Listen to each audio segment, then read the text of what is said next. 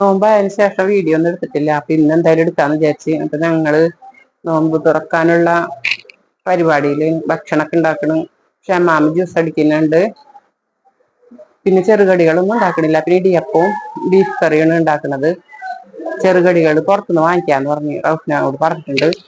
അപ്പൊ ഞാനും ഷഫ്നയും പിള്ളേരും മാത്രമേ ഉണ്ടാവുള്ളൂ.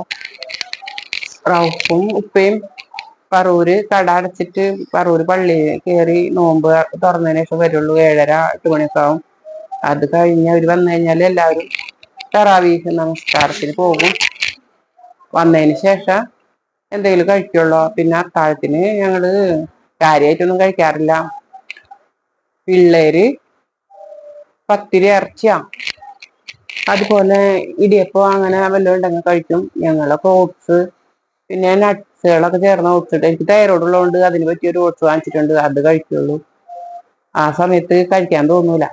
കഴിക്കാനൊക്കെ ആഗ്രഹം ഉണ്ടാവും, പക്ഷെ കഴിക്കാൻ പറ്റില്ല. നിങ്ങളൊക്കെ എങ്ങനെയാണോ? പിന്നെ നോമ്പിന്റെ വിശേഷങ്ങളൊക്കെ കമന്റ് ചെയ്യാം. നോമ്പ് തുറക്കാനും അത്താഴത്തിനൊക്കെ എന്താണെന്ന് കമന്റ് ചെയ്യണം. അപ്പൊ ഒറ്റ വീഡിയോ പോലും എടുക്കാൻ പറ്റിയില്ല.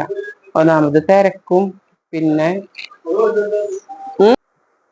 നോമ്പിന്റെ ക്ഷീണവും പിന്നെ തിരക്കുകളൊക്കെ കാരണം എടുക്കാൻ പറ്റാറില്ല. പിന്നെന്ന് വെച്ചാൽ എനിക്കെന്ന് വെച്ചാൽ കാലുവേദന, വെരിക്കോസിന്റെ പ്രശ്നമുണ്ട്. പിന്നെ ഷഫ്നാക്ക്ന്ന് വെച്ചാൽ പിള്ളേരുടെ പരീക്ഷ, അവൾക്ക് ഒന്നിനും നേരം കിട്ടാറില്ല. അപ്പൊ അതൊക്കെ കൊണ്ട് തന്നെ എടുക്കാൻ പറ്റില്ല.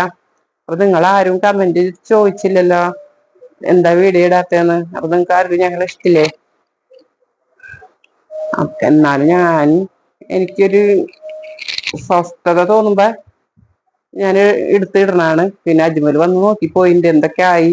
അവര് ഞങ്ങളോടൊപ്പം എല്ലാം ചെയ്യാൻ വരും. പക്ഷെ കച്ചറ ആവണ കാരണം കൊണ്ട് പിള്ളേരല്ലേ, ഞങ്ങൾ തന്നെ കച്ചറ ആവും ഉണ്ടാക്കി വരുമ്പോഴത്തേനും. പിന്നെ അത് ഒതുക്കാൻ 1 മണിക്കൂർ വേണം. അപ്പൊ അതുകൊണ്ട് തന്നെ അവരെ ഞങ്ങള് അധികം നിർത്താറില്ല. നിങ്ങളെ വീട്ടിലെ കുട്ടികളൊക്കെ അങ്ങനെയാണോ? കമന്റ് ചെയ്യാ. ഇതൊക്കെയാണ് ഞങ്ങളുടെ നോമ്പിന്റെ വിശേഷം. അപ്പൊ നോമ്പുതുറയുടെ സമയത്ത് ഞങ്ങൾ മാത്രമുള്ള കാരണം ഞങ്ങൾ വലിയ സെറ്റപ്പിലൊന്നും എല്ലാം തയ്യാറാക്കി വെക്കൂല. പറ്റണ പോലൊക്കെ ചെയ്യും. ഇടിയപ്പം റെഡി ആയിട്ടുണ്ട്. വലിയ ഇടിയപ്പാക്കിനെ ഉണ്ടാക്കണേ. ബീഫ് കറി വരട്ടിയാണ് വെക്കണത്, ചാറൊന്നും ഇല്ലാണ്ട്. ഇവിടെ ചാറ് ആർക്കും ഇഷ്ടമല്ല. ചെറുകടികളൊന്നും ഉണ്ടാക്കാറുണ്ട്. ഇറച്ചിപ്പത്തിരി പിന്നെ പഴംപൊരി അതുപോലുള്ള ഐറ്റംസ് ഒക്കെ ഉണ്ടാക്കാറുണ്ട്. ഇന്ന് ഉണ്ടാക്കിയിട്ടില്ലന്നുകൊണ്ട് ഒരുപാട് പണികളുണ്ട്. അതുകൊണ്ട് ബീഫ് കറി ഇവിടെ റെഡി ആയിട്ടുണ്ട്.